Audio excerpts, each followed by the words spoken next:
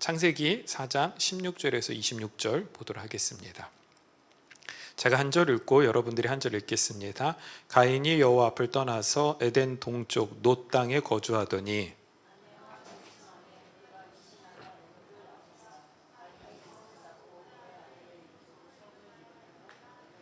에녹이 이랏을 낳고 이랏은 무후야엘을 낳고 무후야엘은 무드사엘을 낳고 무드사엘은 라멕을 낳았더라.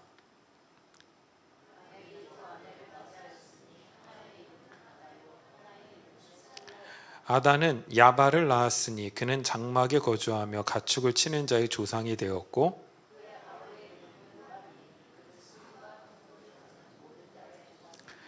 실라는 두발가인을 낳았으니 그는 구리와 쇠로 여러 가지 기구를 만드는 자요 두발가인의 누이는 나아마였더라.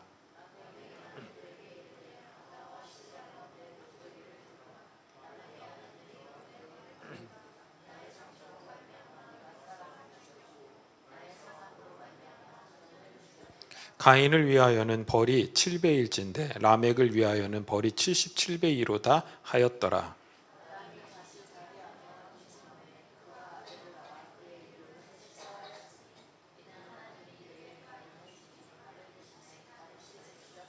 같이 읽겠습니다. 셋도 아들을 낳고 그의 이름을 에노스라 하였으며 그때 사람들이 비로소 여호와의 이름을 불렀더라. 아멘. 자, 오늘은 창세기 강의 25번째 시간으로 아벨의 부르심이라는 주제를 가지고 하나님의 말씀을 보도록 하겠습니다. 자, 우리는 창세기 4장을 보면서 인류가 두 가지 부류로 나눠진다라는 관점을 계속해서 보고 있습니다.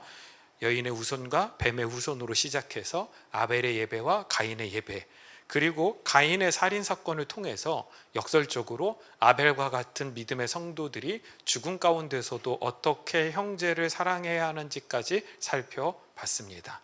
자, 그러면서 아벨은 선지자였고 하나님께 합당한 제사를 드리는 제사장이었다라는 사실까지도 우리가 짚었었죠.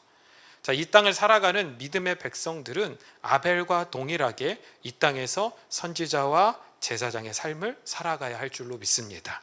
그렇죠? 사실 어노인팅 교회가 우리가 이렇게 성경을 보기 시작한 첫 번째 근간이 되는 뼈대는 하나님 나라였습니다. 저는 원래 성령의 기름 부으심과 능력에 대해서 관심을 많이 가지고 있었고 더 공부하고 싶어서 하나님의 능력이 어떻게 인간에게 부어지는지 성경을 가지고 연구하기 시작을 했습니다. 목적은 단 하나였습니다. 더 큰 능력을 받고 싶어서. 남들은 큰 능력을 받는 것 같은데 왜 나는 정체된 것 같지? 라는 생각이 들어서 더 큰 능력을 받고 싶어서 하나님의 말씀을 연구하기 시작을 했어요. 그러다가 하나님의 나라라는 기본 개념에 도달하게 된 것입니다. 아, 핵심이 이거구나 라는 걸 발견하게 된 거예요. 그리고 거기서 역으로 환산해서 다시 성경을 하나씩 공부하다 보니까 하나님이 원하시는 것은 단지 우리 인간에게 어떤 능력을 부여하느냐 부여하지 않느냐 이 문제가 아니라 하나님 나라의 완성에 있는데 그 모형이 이 땅 가운데서는 성전과 교회를 통해서 나타나게 되더라라는 거예요. 그러니까 하나님 나라를 이루기 위하여 성전인 개인과 교회 가운데 기름을 부으시기도 하고 부으시지도 않더라는 거죠. 그건 누구의 일이에요? 하나님의 일이더라는 거죠. 자, 그리고 조금 더 들어가서 보니까 하나님 나라에 필요한 기본 요소, 그게 3대 직임 뭐라겠어요? 왕과 제사장과 선지자라고 했잖아요. 그 왕과 제사장과 선지자라는 개념이 구약 안에 계속해서 자리 잡고 있었다라는 것을 보게 되었다라는 거예요. 그리고 보니까 예수 그리스도라는 이름의 의미도 예수는 뭐요? 구원자, 그리스도는 뭐요? 기름 부음 받은 자. 그래서 예수 그리스도는 기름 부음 받은 구원자라는 것이 보이기 시작했습니다. 그러니까 구약에서 하나님의 나라를 상징했던 이스라엘 안에 있던 왕, 제사장, 선지자, 그들이 많이 세워졌지만 그 모든 사람들은 다 하나같이 뭐 했어요? 실패했어요. 오직 예수 그리스도만이 육신을 입고 이 땅에 오셔서 완전한 하늘의 왕, 제사장, 선지자의 모습을 보여주셨다라는 거죠. 이게 보이기 시작을 하는 거예요. 맞아요. 예수님 오시기 전까지는 착각할 수 있어요. 우리가 보다 완전한 왕, 보다 완전한 선지자, 다윗보다 완전한 제사장이 되는 것을 꿈꾸거나 목표를 삼을 수 있어요. 그렇죠, 여러분들? 지금 이 시대 많은 기라성 같은 목사님들이 이런 걸 주장하기도 하거든요. 내가 사도 중에 사도다, 이렇게 이야기하시는 분들도 심지어 많이 계시기도 해요. 하지만 완성하신 분, 곧 예수 그리스도가 오신 다음에 우리는 깨달아야 합니다. 우리 인간은, 피조물은 그걸 달성할 수 없다라는 것을 인정하고, 구약에 등장한 많은 인물들이 때로는 왕과 제사장과 선지자로 세움을 받았던 것은 그들의 삶을 통해 하나님께서 네가 왕이고 선지자고 제사장이니까 완전이라는 목표를 달성해 라고 세우셨던 것이 아니라 예수 그리스도의 모형에 불과했다라는 것을 깨달아야 됩니다. 자, 이것을 깨닫기 전에는 성경에 기록된 인물과 나를 비교해서 이 사람들과 비교해서 나의 장점은 뭘까? 이 사람과 비교해서 나의 단점은 무엇일까? 찾아야 돼요. 그래서 장점은 더 부각시켜서 하나님께 인정받으려고 하고, 단점은 최대한 보완하려는 시도를 하는 것이 신앙생활의 목적이 되었을 거예요. 그래서 우리가 주로 누굴 삼아요? 다윗 이런 사람들은 뭐 감히 함부로 못 건들 것 같으니까 누굴 삼아요? 베드로. 나는 이 사람보다 성격이 급하진 않은 것 같아. 그 맨날 이러면서 베드로 헐뜯고 여러분들 나중에 천국 가서 큰일 났어요. 이렇게 베드로 무시하고 이런 발언들 되게 많이 했다고. 사실 그렇지가 않아요.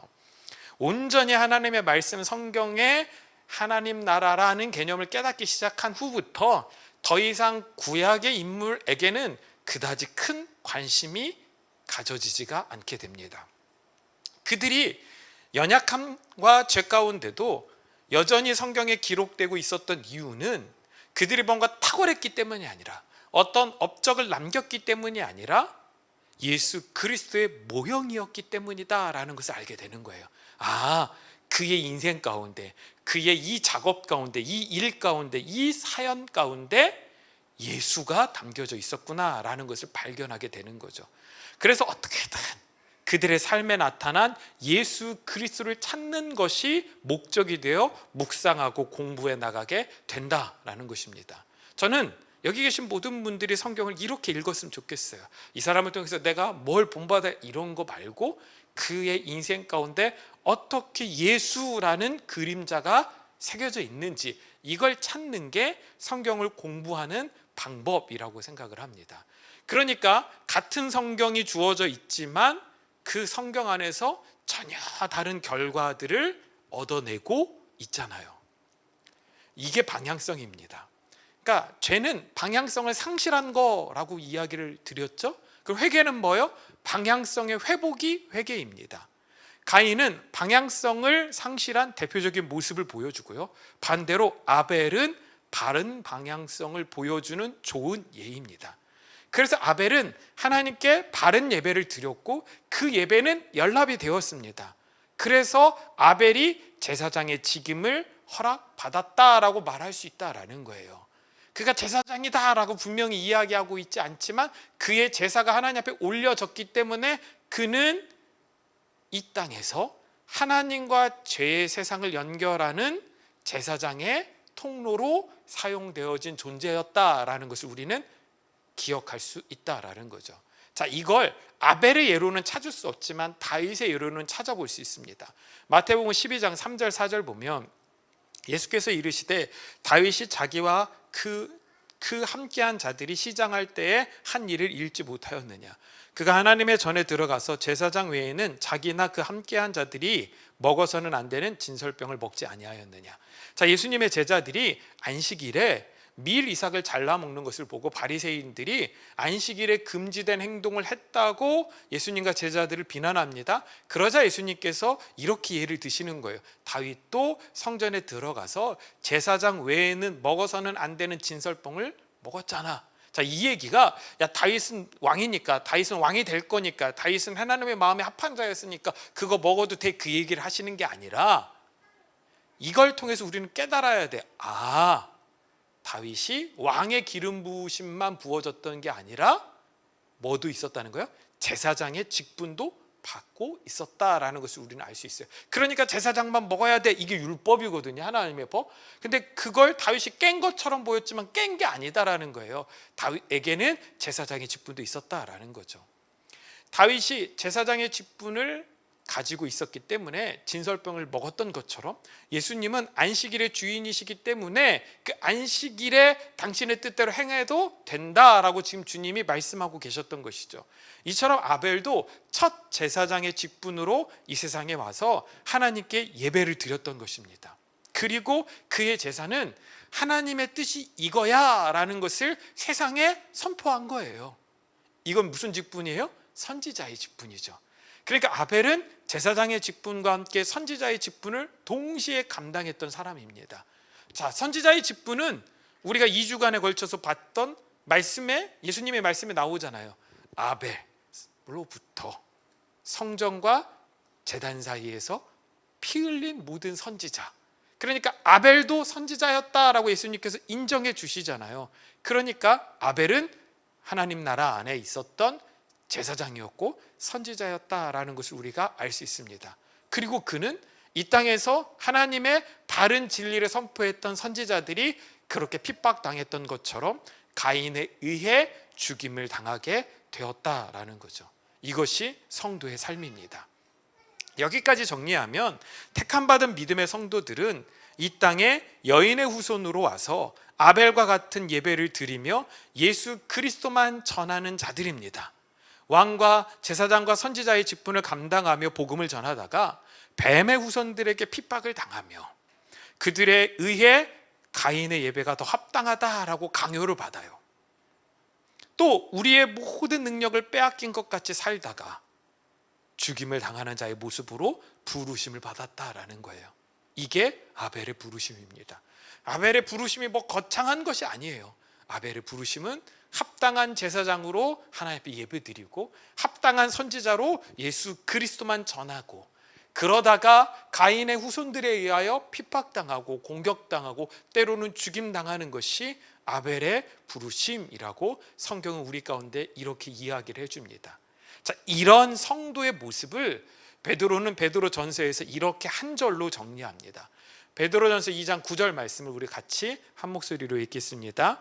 그러나 너희는 택하신 족속이요 왕같은 제사장들이요 거룩한 나라요 그의 소유가 된 백성이니 이는 너희를 어두운 데서 불러내어 그의 기이한 빛에 들어가게 하신 이의 아름다운 덕을 선포하게 하려 하심이라.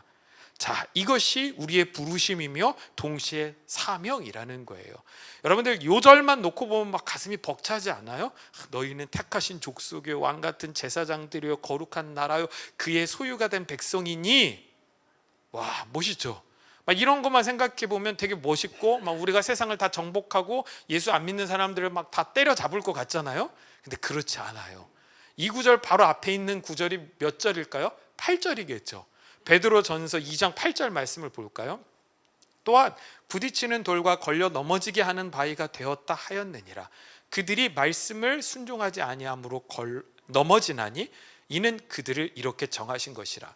자, 베드로전서 1장을 쓰면서 예수님은 뭐요? 산소망이다 라고 이야기를 하고, 베드로전서 2장에 들어서 뭐라고 해요? 예수님은 산돌이다.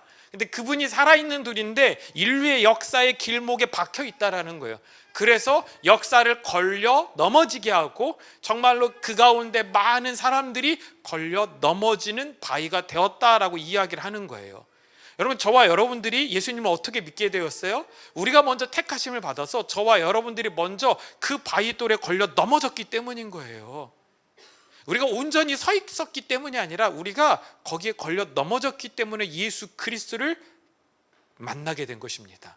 그래서 예수님의 말씀 때문에 인류의 역사와 사람들이 계속 걸려 넘어지는 것입니다. 자, 보세요. 인류가 옳은 방향을 향해서 가고 있다고 생각을 했는데 계속해서 불편하게 누군가가 우리를, 세상을 걸려 넘어지게 해요. 불편해요? 안 불편해요? 불편하죠. 짜증나요? 짜증나지 않아요? 짜증나죠. 뭔가 달려갈 것 같은데 뭐요? 아니다 라고 댓글 거는 거예요. 예. 누가 그래요? 주로 제가 그래요. 예. 사람들이 이거 해보면 좋겠다. 근데 그거는 좀 성경적이지 않은 것 같아. 제가 항상 그런 이야기 하거든요. 예. 그러면 뭐요? 김세게 만드는 거잖아요. 얼마나 불편해요. 그러니까 그들이 누구예요? 그렇게 불편해하는 사람들이 바로 뱀의 후손, 가인의 후손이라는 거예요. 그러니 그들이 참지 않고 택하신 족속이며 왕같은 제사장이며 거룩한 나라인 저와 여러분들을 공격하는 것이 당연하다라는 거예요. 그렇게 핍박이 있어도 우리는 끝까지 복음을 전하는 자들이 되어야 한다라고 오늘 성경이 우리 가운데 이야기를 해줍니다. 참 억울하죠. 아니, 복음을 전하면 우리에게 좀 축복이 좀 있고 막 우리에게 없던 능력도 좀 생기고 다른 사람들을 논리로 굴복시키고 막 이런 일들이 일어나야 되면 참 좋잖아요.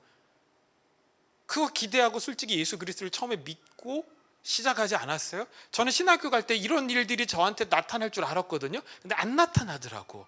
그래서 기대했죠. 목사 안수 받을 때 이런 일이 나타날 줄 알고. 근데 안 나타나요. 정말 솔직하게 저 목사 안수 받을 때 4명이 이렇게 머리에 뭐 손을 얹고, 저 때는 그랬거든요. 그렇게 하다 보니까 아씨, 머리 눌리면 어떡해, 이 생각만 들더라고요. 정말 죄송해요. 예. 그런데 기억하세요? 아벨이 이 땅에 와서 제사장과 선지자로 살다가 가인에 의해 억울한 죽음을 당한 것으로 끝난 것 같죠. 하지만 되짚어보면 아벨은 제1호 천국 백성이 됩니다. 그렇죠? 이런 생각 한 번도 안 해보셨죠? 1호예요 아벨이. 예. 아벨이 천국 갔더니 누구만 있는 거예요? 자기 혼자 있는 거야. 와, 외롭나요? 안 외로워. 하나님과 계속 얘기할 수 있잖아. 예. 이 땅에 와서 가장 먼저 죽은 사람이 누구예요? 아벨이잖아요. 그래서 그는 천국 백성 1호가 되었습니다. 아벨은 자기 아버지 아담보다 800년이나 앞서서 하나님 나라에 먼저 들어가게 됩니다. 은혜이자 축복인 거죠.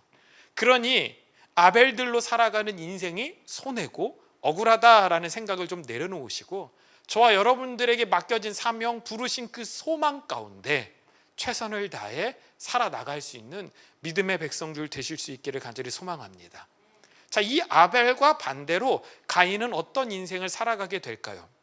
사실 좀 전에 우리가 읽은 오늘 본문의 대부분은 가인에 대한 이야기입니다. 특별히 가인의 족보가 창세기 4장에 등장을 하죠. 여러분, 성경에 가인의 족보는 딱 한 번 등장합니다. 왜냐하면 하나님의 백성이 아니기 때문인 거예요. 아벨의 족보는 없어요. 대신 셋을 주셨으니까 셋 이후의 족보는 성경에 계속해서 반복해서 등장을 합니다. 여러분들이 마태복음 1장을 읽다 보면 족보 때문에 처음에 읽기 힘드시죠. 하지만 진짜 말도 안 되는 족보가 계속 성경에 등장하는 성경이 있어요. 그게 어디예요? 역대상이에요. 역대상 보면요, 1장부터 6장까지 계속 누구의 족보, 누구의 계보라고 하면서 계속 누가 누구를 낳고 누가 누구를 낳고 누가 누구를 낳고가 반복되어 등장합니다. 예, 반복돼요. 그래서 제가 그걸 여러 번 읽었는데도 도저히 제 머리에도 안 그려져서 제가 엊그저께 GPT한테 도표로 그려달라고 했더니 중간에 얘가 생략을 하더라고. 지가 생략을 해. 예. 그러니까 너무 복잡하니까 자기도 생략을 하는 거예요. 그러니까 쉽게 말해서요, 성경은 족보의 진심입니다. 자, 왜요? 여인의 후손을 통하여 예수 그리스도가 오시기 때문에 그 후손에 대한 내력과 정리는 분명해야 하기 때문입니다. 반면 뱀의 후손에 관한 족보에는 관심이 없습니다. 왜요? 하나님의 백성이 아니니까. 그럼에도 불구하고 창세기 4장에 가인의 족보가 나오는 이유는 그들의 삶이 우리가 살아가는 이 세상에 어떤 결과를 만들어내는지를 잘 보라고 기록해 두신 거예요. 심지어 창세기 5장에 가면 본격적인 여인의 후손의 족보가 시작되거든요. 그 족보보다 앞서서 먼저 가인의 족보가 기록되어 있다라는 거예요. 야, 봐라, 이들이 세상을 어떻게 만들어가고 세상 속에서 어떻게 왕노릇하고 있는지, 그들이 어떻게 세상을 병들게 하는지, 죄 가운데 빠지게 하는지 지켜봐 라고 하면서 가인의 족보를 기록해 놓고 있는 거예요. 자, 오늘 이들의 족보를 한번 분석해 봅시다. 16절 먼저 볼까요? 가인이 여호와 앞을 떠나서 에덴 동쪽 놋 땅에 거주하더니. 자, 지난주에 말씀드렸듯이 가인은 하나님의 저주를 받고 에덴 동쪽 놋 땅에 가서 거주를 합니다. 놋이라는 단어가 노드라는 단어거든요. 이게 뭐냐? 유리함, 방황함, 도망침이라는 이라는 뜻이에요. 하나님께서 가인에게 뭐라고 말씀하셨어요? 너는 땅에서 피하여 어떤 자가 될 거야? 유리하는 자가 되리라. 이게 롯이에요. 그 유리한다, 이게 롯이라는 단어와 같은 단어예요. 그런데 가인은 방랑하거나 방황하는 것이 아니라 롯이라는 땅에 정착해 버립니다. 자, 그 땅의 이름이 무슨 이름이라겠어요? 유리하다, 방황하다라는 이름을 가진 땅이라고 했잖아요.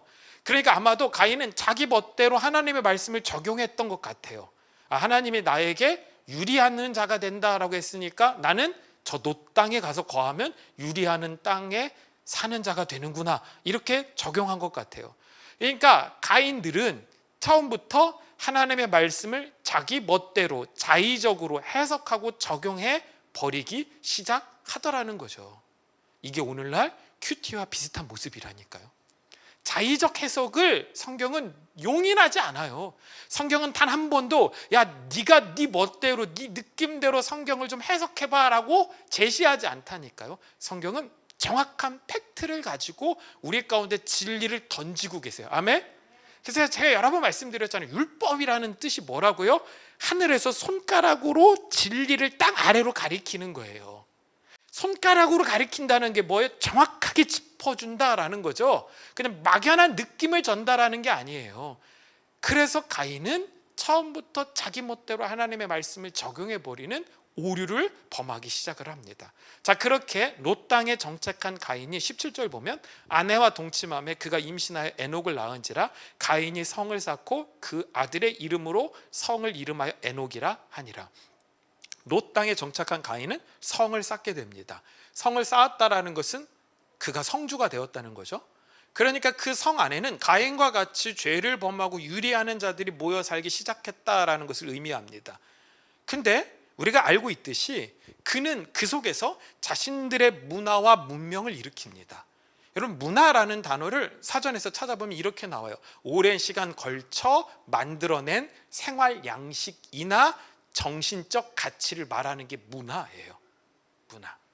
문명은 기술적, 물질적, 사회적 발전 상태를 말하는 것입니다. 그러니까 가인이 문화와 문명을 일으켰다라는 말은 그 성 안에 살고 있던 사람들의 정신적 가치의 기준을 만들었다라는 이야기인 거고, 동시에 그들의 삶에 필요한 물질적, 기술적 발전을 공급했다라는 말도 된다라는 거예요. 누가요? 가인이요. 곧 에녹성은 가인이 만든 자신의 왕국이 되었다라는 말이 됩니다. 생각해 보십시오. 가인이 하나님의 저주를 받고 쫓겨나 자신의 성을 쌓았습니다. 왜요? 성을 왜 쌓았어요? 우리 추론해 보자고요. 왜 쌓았을까요? 가인은 처음부터 아벨을 죽이고 뭘 두려워했어요? 누군가가 자신을 죽이게 될까 봐. 그게 두렵다고 하나님 앞에 이야기를 하잖아요. 그러니까 아마도 가인은 자신을 보호하기 위하여 성을 쌓았을 거예요. 여러분들, 밀림에 있는 사자나 호랑이가 집 짓고 사는 거 보셨어요? 안 그렇죠? 왜요? 강하니까. 여러분, 인간이요, 강해요, 약해요?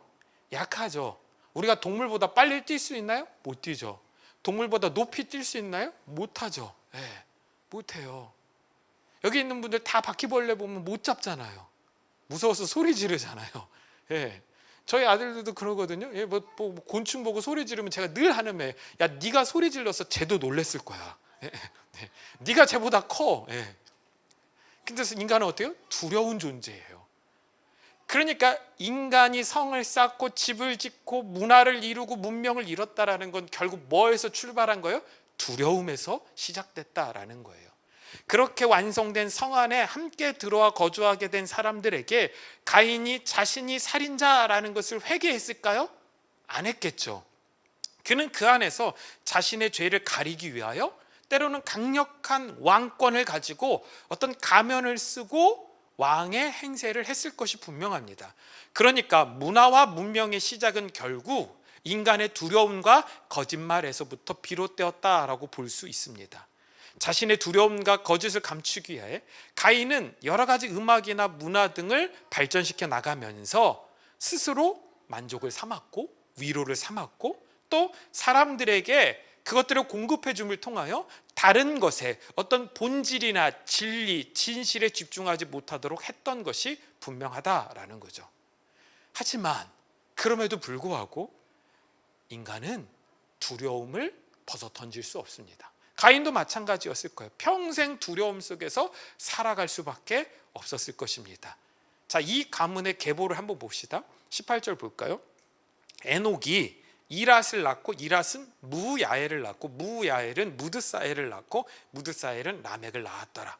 자, 단순히 그냥 이름의 열거고 계보고 족보 같아 보여요. 근데 이름을 하나씩 제가 풀어 드릴게요. 이랏이라는 에녹의 아들은 이름의 뜻이 도망자예요. 한번 따라합시다. 도망자. 아들의 이름이 뭐라고요? 도망자야. 자, 그럼 이 이랏이 누굴 낳았다고요? 무야엘을 낳았대요. 자, 이 도망자 이랏이 무야엘을 낳고 자기의 아들의 이름을 뭐라고 지었는지 아세요? 하나님께서 치신 자. 아들의 이름이 하나님께서 치신 자라는 뜻을 가지고 있어요. 예. 자, 이 무야엘이 제대로 된 이름을 공급받지 못했잖아요. 그러니까 자기도 아들을 낳았어. 그 무드사엘을 낳았어. 무드사엘. 그 무드사엘이란 이름의 뜻이 뭔지 아세요? 여러분들, 스올의 자식, 스올의 사람. 스올이 뭐예요? 지옥이잖아요. 지옥의 사람이라는 뜻을 가지고 있었다라는 거예요. 그러니까 여러분들 이게 뭐야? 이게 뭐 자꾸 막 이렇게 자기 상처를 증폭시켜서 자기 아들들에게 전달해 주는 것 같아. 도망자, 하나님께서 치신 자, 넌 지옥의 자식이야. 뭐요? 두려움을 떨쳐버리지 못하는 거예요. 그러니까 그들이 문화와 문명을 일구고 살지만 시간이 지날수록 하나님을 향한 두려움들은 더 가중되어 가는 거예요. 왜요? 본인들도 아는 거예요.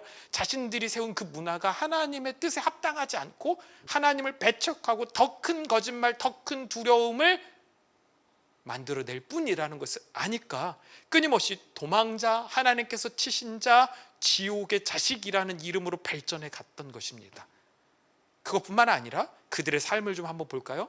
자, 라멕이라는 사람이 등장합니다. 19절에 보면 라멕이 두 아내를 맞이하였으니 하나의 이름은 아다요 하나의 이름은 실라였더라. 아다는 야발을 낳았으니 그는 장막에 거주하며 가축을 치는 자의 조상이 되었고 그의 아우의 이름은 유발이니 그는 수금과 퉁소를 잡는 모든 자의 조상이 되었으며 실라는 두발가인을 낳았으니 그는 구리와 새로 여러 가지 기구를 만드는 자요 두발가인의 누이는 나아마였더라. 자, 라멕은 무슨 뜻이냐면 강한 자라는 이름을 갖고 있어요. 그러니까 아마도 두려움 속에서 살아가고 있었던 그들 가운데 라멕이라는 어떤 영적인 존재가 등장을 했던 것 같아요.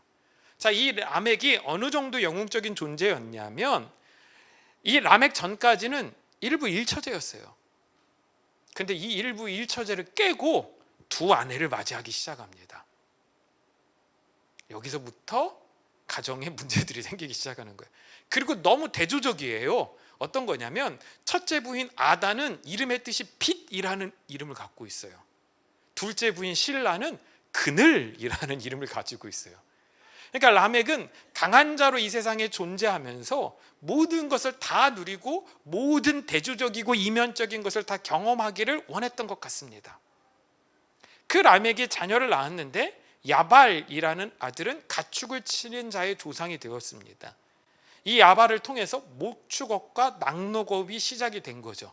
여러분, 지금도 목축업과 낙농업은 매우 중요한 인류의 자산이기도 해요. 그렇죠? 그게 없으면 여러분들이 어떻게 우유, 치즈 이런 것을 드시겠어요? 또 그게 없으면 뭐예요? 저와 여러분들이 어떻게 신선한 고기를 공급받을 수 있었겠어요? 인생은 고기서 고기다.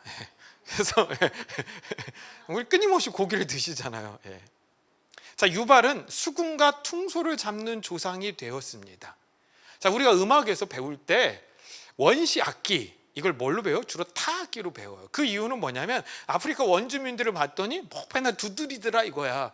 그러니까 인류가 발전하기 전에는 아마 저렇게 최초의 악기가 두드리는 타악기였을 것이다 라고 생각을 해서 그렇게 가르칩니다. 근데 틀렸어요. 성경은 인류 최초의 악기는 수금과 퉁소래요. 유발이 그걸 만들었대잖아요. 수금이 키노르라는 단어거든요. 이게 줄을 튕기다라는 거예요. 퉁소는 우갑이에요. 이게 뭐예요? 바람을 불어넣다라는 거죠. 자, 그러면 줄을 튕기는 거예요. 그러니까 어떤 울림통에 대고 줄을 튕겼더니 소리가 나더라는 거죠. 자, 그럼 한번 생각해 봅시다. 여러분, 옛날에 그 줄을 얇게 뽑는 기술이 있었을까요? 없었겠죠. 그러니까 처음에 줄을 튕기던 그 줄은 매우 두꺼운 줄이었을 거예요. 그래서 제가 이 설교를 준비하면서 지난번에 형준 목사님이 말했던 악기 중에 최고의 악기는 베이스다. 어느 정도 공감이 갔어요. 이렇게 베이스 기타 줄이 두꺼우니까 아마 저음부터 나기 시작을 했을 거라는 생각이 듭니다. 그러니까 인류 최초로 현악기와 관악기가 먼저 나온 거예요. 그러니까 음악의 역사를 바꿔야 돼요. 리듬보다 뭐가 나왔어요? 음계가 먼저 나왔다라는 말이 되는 거예요. 리듬보다 뭐가요? 음계가 먼저 나왔다라는 거예요. 성경이 그렇게 이야기하니까 우리 성경을 신뢰해야 돼. 그러니까 여러분들 생각하셔야 돼요. 내가 음에 좀 예민하다. 그러면 내가 가인 쪽에 가깝구나. 이거 나오잖아. 내가 음에 좀 예민하다. 그럼 내가 가인 쪽에 가깝구나. 근데 내가 만일 음치다. 그럼 안심하셔도 돼요. 나는 확실히 아벨 쪽이구나 라고 생각을 하시면 됩니다. 여러분들은 어떻습니까? 여러분들은 가인입니까? 아벨입니까? 저는 음이 자꾸 떨어지니까 아벨 쪽이라고 확신합니다. 자, 두발 가인이 등장합니다. 두발 가인은 이 시대 이과 쪽에 해당되는 것 같아요. 그러니까 문과는 아벨 쪽에 가까운 것 같고 이과는 가인 쪽에 가까운 것 같습니다. 자, 왜냐하면 두발 가인이 뭘 다뤘대요? 구리와 쇠를 다뤘대요. 그러니까 청동기와 철기 문명을 만든 자라고 보시면 될 것 같습니다. 그리고 역사적으로 보면 청동기는 기원전 3300년부터 시작돼서 기원전 1200년까지 지속됐던 문화다라고 보고, 철기는 기원전 1200년 이후부터 세상에 등장했다라고 봅니다. 근데 이것도 틀렸어요. 왜요? 청동기 시작 연대는 3300년 하면 얼추 성경의 연대와 비슷하다라고 볼 수 있습니다. 근데 여러분, 두발 가인도 노아 홍수 이전 사람이거든요. 그러니까 두발 가인도 상당히 오랜 시간 살았을 거잖아요. 그러니까 두발 가인이 청동기 문화를 시작했다가 아마도 후에 철을 합금해서 재련하는 기술까지 발전시켰다고 보는 것이 더 타당하다라고 저는 생각이 들어요. 여러분, 쉽게 말해서 우리가 이렇게 이걸 뭐라고 해야 되죠? 그러니까 용광로라고 해야 되죠? 용광로 이렇게 만들어 놓고 불을 지피잖아요. 그러면 1000도까지는 쉽게 올라갑니다. 그 불이. 여러분, 1000도에서 구리가 녹아요. 그러니까 구리라는 것을 처음 갖다가 인간이 피워놓은 불에서 녹여가지고 그걸 거푸집이나 다른 것에 부어서 모양을 만들어 청동기 문화를 만든 게 누구라고요? 두발 가인이라고요. 그런데 문제는 철은 1500도를 넘겨야 녹기 시작을 해요. 그러니까 처음에 철은 녹이질 못했을 거예요. 자, 그러면 이 철을 녹이는 방법이 뭐냐면 그냥 일반적인 용광로에다가 나무를 아무리 집어넣는다고 해서 1500도까지 올라가지 않아요. 거기에 풀무질을 해야 돼요. 바람, 산소를 계속 공급해 줘야만 1500도까지 올릴 수가 있습니다. 그래서 여러분들 대장간 이런 거 보면 이렇게 풀무질 하잖아요. 그게 바로 철기 문화에서 발전된 것입니다. 그러니까 아마도 처음에 두발 가인이 불을 지펴놓고 구리를 가지고 무언가를 만들기 시작하다가 안 녹는 적이 있는 거야. 그걸 녹이고 싶은 거야. 그 방법을 계속 몇백 년간 고민하다가 제 생각에는 풀무질까지 발전해 가서 철기 문화까지 만들어내지 않았을까라고 저는 생각을 합니다. 저는 그냥 성경제로만 생각하는 거예요. 인류 역사가 뭐라든 어차피 제가 더 이상 50이 넘었으니까 어디 가서 시험 볼 거 아니잖아요. 그러니까 저는 이렇게 주장을 합니다. 여러분들 보세요. 어찌됐든 대단한 능력입니다. 어찌됐든 가인이 살고 있었던 이 에녹석은 그 당시 모든 정신적 문화를 선도했어요. 그렇죠? 음악을 만들었잖아요. 정신적 문화를 선도했고요. 기술적 문명을 이끄는 가장 화려하고 강한 성이었음에 분명합니다. 이것이 세상의 힘입니다. 자신들이 모든 것을 가지고 있다고 생각하니까 세상 속에서 두려울 것이 전혀 없었습니다. 그러니까 23절 라멕의 고백을 한번 보세요. 23절 라멕이 아내들에게 이르되 아다와 실라여 내 목소리를 들으라. 라멕의 아내들이여 내 말을 들으라. 나의 상처로 말미암아 내가 사람을 죽였고 나의 상함으로 말미암아 소년을 죽였도다. 가인을 위하여서는 벌이 7배일진데 라멕을 위하여는 벌이 77배이로다 하였더라. 자기에게 상처를 입힌 소년을 죽였다라고 자랑을 합니다. 이게 가인의 라인에 선 사람들의 삶의 방식입니다. 자기를 막아선 자나 자기를 무시하는 사람들을 용납하지 못합니다. 그가 누구든 자신이 할 수 있는 모든 수단과 방법을 다 동원하여 그를 제거하는 것이 세상에 존재하는 힘의 논리입니다. 철옹성 같은 성을 쌓고 가축을 치며 음악과 예술을 발전시키고 기술의 혁신을 일으키면 뭐예요? 하나님의 뜻을 알지 못하고 결국 자신들의 조상과 마찬가지로 사람을 죽이는 자가 되면 무슨 의미가 있냐는 것이죠. 보세요. 라멕이 가인을 위하여는 벌이 7배일진데 라멕을 위하여는 벌이 77배이로다 라고 말했다는 거잖아요. 이게 뭘 말해줘요? 라멕은 자신의 조상 가인도 살인자였다라는 것을 알고 있었다는 거예요. 그렇죠? 그러니까 얘기하잖아요. 우리 조상 가인도 사람을 죽였어. 동생을 죽였어. 그러니까 벌이 7배야. 근데 나는 가인보다 더 많은 사람을 죽였어. 그러니까 나한테는 벌이 77배가 임할 거야. 이거 뭐요? 술 한잔 마시고 떠들어대는 무용담처럼 떠들어대고 있었다라는 거예요. 근데 그걸 라멕이 알고 있었다라는 이야기는 뭐예요? 가인도 한 번도 회개하지 않고 뭐 했다는 거예요? 라멕처럼 자기가 쌓은 애녹성에 모여든 사람들에게 떠들고 자랑하고 다녔을 것이 분명하다라는 거예요. 내가 동생을 죽여서 하나님이 나를 저주하고 내쫓으셨는데 나는 이곳 롯 땅에 정착해서 하나님의 저주를 깨고 하나님의 저주를 이기고 이렇게 문화와 문명을 일으켰다라고 자랑하고 다녔기 때문에 마치 누군가를 죽이는 것이 훈장처럼 여겨지는 사회가 만들어졌던 것입니다. 그러니까 부끄럽지 않고 자기 아내들에게 내가 누군가를 죽였어, 나에게 상처 입은 자를 내가 용서하지 않고 그냥 죽여버렸어 라고 훈장처럼 자랑하는 사회가 만들어진 것입니다. 여러분들, 지금의 이 세대와 뭐가 다른가요? 법과 윤리를 잘 지키세요 라는 슬로건은 정치인들 자신들에게 해당되지는 않습니다. 우리는 법 위에 있는 사람들이니까 멋대로 할 수 있지만 당신들은 아니니까 우리가 정한 법대로 당신들은 살아가라고. 우리는 그 법 위에서 마음대로 우리의 힘의 논리대로 살아갈 거라고. 보세요. 유일하게 자신들을 수사할 수 있는 대상이 누구예요? 검사예요, 검찰. 그러니까 그거 없애버리잖아요. 지금 제가 민주당만 이야기하는 게 아니에요. 여러분, 그 검사 없애고 검찰 없앤다고 할 때 목숨 걸고 싸워야 되는 게 누구여야 돼요? 국민의힘이 돼야 되잖아요. 근데 싸워요? 안 싸우죠? 왜요? 자신들을 수사할 수 있는 권한이 그들에게만 있으니까. 여러분, 경찰들은요 정치인들을 못 건드려요. 검사만 건질 수 있어요. 그걸 어떻게 제가 설명드릴게요. 경찰은 그러다가 잘리면요 할 수 있는 게 없어요. 근데 검사는 그러다가 잘리면 뭘 할 수 있어요? 변호사를 할 수 있어요. 그렇죠?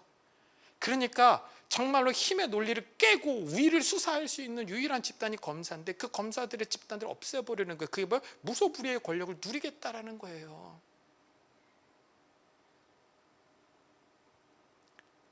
왜 굳이 성경이 창세기 4장에서 가인의 이 짧은 족보를 기록해 놓았을까요? 앞으로 이들이 만든 문화와 문명이 세상을 지배하게 될 텐데 그 시작과 끝이 무엇인지 잘 기억해 두라고 하나님께서 기록해 놓으신 것입니다. 그 문화와 문명을 사랑하지 말라고, 그 문화와 문명을 동경하지 말라고, 그것들을 쫓아서 세상 등지고 십자가 지는 것이 아니라 십자가 등지고 세상을 향해서 나아가지 말라고. 그런 다음에 창세기 4장 맨 끝에 대조를 이루는 아담의 족보의 이야기를 시작하십니다. 25절 26절 볼까요? 아담이 다시 자기 아내와 동침하매 그가 아들을 낳아 그 이름을 셋이라 하였으니 이는 하나님이 내게 가인이 죽인 아벨 대신에 다른 씨를 주셨다 함이며 셋도 아들을 낳고 그의 이름을 에노스라 하였으며 그때 사람들이 비로소 여호와 이름을 불렀더라. 자, 셋이라는 이름은 제가 여러 번 해석해 드렸죠. 세트라는 히브리어예요. 그래서 대신 주신 자, 정해진 자 놓다라는 의미를 가지고 있어요. 그러니까 하나님께서 아벨 대신 놓았다라는 거예요. 야, 이게 아벨 대신 준 생명이야. 그래서 뭘 의미한다고요? 부활을 의미한다. 그리고 이 세트라는 이 단어가 영어로 오면서 뭐가 됐다고요? 슈트가 됐어요. 그래서 양복, 잘 차려입다, 제대로 입다, 갖춰져 있다라는 의미를 가지고 있습니다. 자, 에노스라는 단어는 에노시인데 이게 무슨 의미를 갖고 있다고요? 죽을 수밖에 없는 존재, 연약한 사람, 먼지처럼 사라질 인간의 본질적인 유한함과 연약함을 표현해주는 단어예요. 가인의 후손들이 이 땅에서 강한 자로 드러나기 위해 성을 쌓고 문명을 일구는 동안 여인의 후손들은 이 땅에서 이름도 빛도 없이 살아갑니다. 셋은 하나님이 아벨 대신해서 주셨다는 의미로 부활을 상징하는 자로 살아가고, 그렇게 셋이 살아가다가 드디어 하나님의 뜻을 깨닫게 됩니다. 그래서 자신의 아들의 이름을 에노스, 곧 먼지와 같이 사라지고 죽을 수밖에 없는 존재, 인간은 절대로 피조물의 위치에서 벗어날 수 없고 창조주 하나님의 은혜 아래서 살아가야만 하는 존재라는 것을 자신의 아들의 이름으로 정하고, 그때 여호와의 이름을 함께 고백하게 되었더라라고 성경이 우리 가운데 이야기를 해주고 있는 것입니다.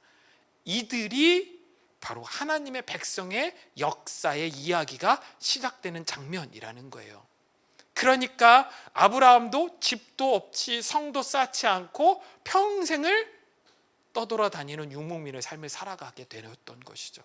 그러니까 이스라엘이라는 나라가 아래로는 애굽, 위로는 아수르, 양옆으로는 블레셋과 바벨론을 끼고 살아가는 운명 속에서 제대로 된 문화와 문명을 이루지 못한 채로 그렇게 늘 약탈당하는 존재로 살아갔던 것입니다. 사무엘상 13장 20절에서 22절 보면 온 이스라엘 사람들이 각기 보습 아닌 삽이나 도끼나 괭이를 벼리려면 블레셋 사람들에게로 내려갔었는데, 곧 그들이 괭이나 삽이나 쇠스랑이나 도끼나 채찍질이 무딜 때에 그리하였으므로 싸우는 날에 사울과 요나단과 함께한 백성의 손에는 칼이나 창이 없고 오직 사울과 그의 아들 요나단에게만 있었더라. 자, 보세요. 이스라엘 사람들이 사울왕 때까지도 삽이나 도끼, 괭이를 수리하려면 어디로 갔다고요? 블레셋까지 갔다라는 거예요. 블레셋 사람들한테 가서 부탁했다라는 거예요. 왜요? 문명화된 기술이 없어서. 그러니까 이때까지만 해도 이스라엘 백성들은 철을 다루는 기술이 없었다라는 거예요. 철을 다루는 방법이 없었다라는 거죠. 그것뿐만이 아니에요. 심지어 이스라엘 전체에 칼이나 창이 없었고 오직 누구요? 사울과 요나단만 칼을 가지고 있었대요. 아마도 블레셋이 주변국한테 무기 수출을 엄격하게 통제했던 것 같습니다. 여러분, 전쟁을 해야 하는데 나라 전체에 칼이 2자루밖에 없대요. 자, 이게 어떻게 나라예요? 무슨 전쟁을 어떻게 해요? 여기에만 그렇게 나오지 않아요. 나중에 요나단이 블레셋과의 전쟁에서 언덕을 올라가서 블레셋 사람들을 치는 장면이 나오잖아요. 그 장면을 잘 보세요. 집에 가셔서 요나단이 이렇게 손과 발로 기어 올라가는데 혼자 올라간 게 아니라 옆에 부하 한 명을 데리고 가요. 근데 그 부하의 역할이 있어요. 직임이 있어요. 뭐라고 나오는지 아세요? 요나단의 칼든 자라고 나와요. 그러니까 칼이 2자루밖에 없어요. 사울 칼과 요나단 칼밖에 없는데 평소에 요나단은 자기가 칼을 차고 다니는 게 아니라 자기 부하한테 칼을 맡겨서 걔가 칼을 차고 다녔어요. 그럼 위급한 순간이 오면 요나단이 뭐라고 했을까요? 칼 내놔. 그렇죠? 칼 줘야 돼. 그럼 걔는 칼이 있어요? 없어요? 없단 얘기잖아. 이게 무슨 나라예요? 그런데 무슨 전쟁을 해요? 여러분들, 골리앗 하나가 무서워서가 아니라고 제가 말씀드렸잖아요. 블레셋은 이 고대 근동 지역에서 가장 먼저 찰기 문화를 받아들인 걸로 보여지는 나라예요. 그러니까 블레셋은 이스라엘과 전쟁할 때마다 철기로 무장해서 왔다고요. 근데 이스라엘은 칼이 2자루밖에 없어요. 그러니까 말이 안 되는 전쟁이 펼쳐지는 거예요. 그런데 하나님의 은혜로 강대국 속에서 이스라엘이 말도 안 되게 살아남아요. 특별히 사사기 동안은 400년 동안 왕도 없이 살아나요. 다른 모든 나라에 왕이 있고 왕의 군대가 있었는데 이스라엘은 왕이 없이 그냥 전쟁 났대. 그러면 사람들이 뭐요? 몽둥이 들고 오는 거야. 그래서 기드온 전쟁을 어떻게 해요? 항아리에다 횃불 넣고 그거 깨고 와 소리 지르잖아요. 여러분 이게 말이 되냐고요. 근데 이겨요. 또 더 말도 안 되는 일이 벌어져요. 그러니까 여러분들 주변국이 이상한 거야. 아니 쟤네는 왕도 없고 군대도 없고 철기에 무기도 없고, 야 쟤네들 전수조사했더니 야 무기가 딸랑 2개밖에 없어. 갑옷도 딸랑 2개밖에 없어. 그래서 다윗이 골리앗 물리치러 간다고 할 때 사울이 자기 갑옷을 벗어주는 거야. 말도 안 되는 거야. 근데 쟤네는 안 죽어. 안 망해. 전쟁을 하면 이겨. 막 전쟁하면 자꾸 막 비 내려서 막 우리 못 가게 만들고 막 이런 일들이 벌어진다는 거예요. 야 그래서 쟤네 도대체 왜 이기는지 봐. 그랬더니 그들은 뭐 하더라는 거예요? 여호와를 바라보더라는 거야. 창세기 39장 3절 볼까요? 그의 주인이 여호와께서 그와 함께 하심을 보며 또 여호와께서 그의 범사에 형통케 하심을 보았더라. 요셉의 주인 보디발 장군이 하나님께서 그와 함께 하심을 보았대요. 어떻게 봐요? 요셉이 종인데, 그냥 팔려온 자인데 그가 하는 모든 일들이 형통하더라는 거야. 그래서 요셉을 관찰했더니 그가 밤낮 하나님을 찾고 부르더라는 거예요. 그래서 깨닫는 거예요. 아, 하나님이 그와 함께 하시는구나. 이스라엘 백성들이 광야에서 떠들 때 다 두려워하잖아요. 왜요? 뭐 때문에? 그들이 무기로 무장해서? 아니잖아요. 40년 동안 집도 없어요. 40년 동안 뭐 했어요? 칼도 없어요. 창도 없어요. 전술훈련도 하지 않았어요. 그런데 소문이 들려요. 야, 40년 동안 광야에서 반석에서 나오는 물을 마시더래. 40년 동안 광야에서 음식 없이 버티더래. 여러분 이게 말이 되냐고요. 그 소문이 타고, 야 그들이 심지어 홍해를 그냥 건너더니 얼마 전에는 요단강을 그냥 건너더래. 그들이 여리고성을 계속 돌더니 소리 질렀더니 성이 안으로 함몰되어서 망하더래. 보세요 여러분들. 그들이 어떻게 그렇게 이길 수 있어? 그들이 낮낮 부르짖는 분이 있는데 그분이 하나님 그분이더라는 거야. 이게 하나님 백성의 삶이라는 거예요.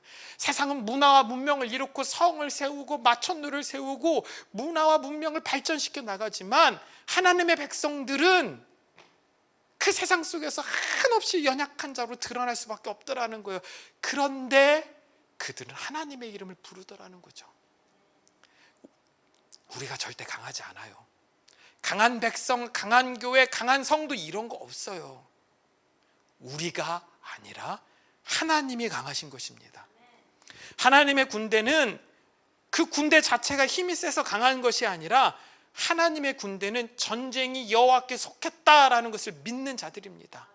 그들의 손에는 칼이 2자루밖에 없습니다. 아니 칼이 1자루도 없다 하더라도 그들은 자신들을 지키고 보호하여 승리하게 하신다는 하나님의 말씀을 믿는 자들이라는 거예요.